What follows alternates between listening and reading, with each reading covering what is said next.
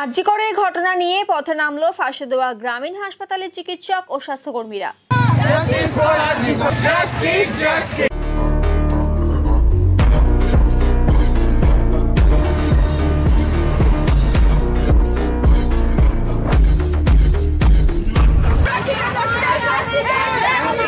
এদিন হাসপাতালে GNM, ANM, আশাকর্মী ও D group কর্মীরা ফাঁসি দেওয়া হাসপাতাল থেকে মিছিল বের করেন।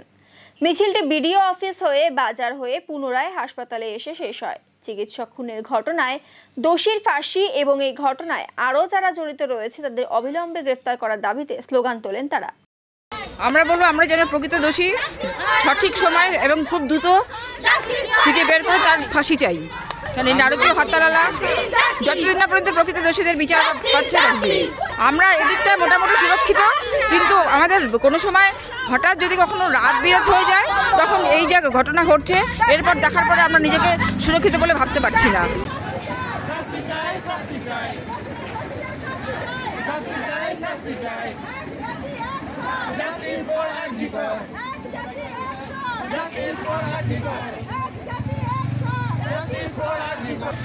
Justice!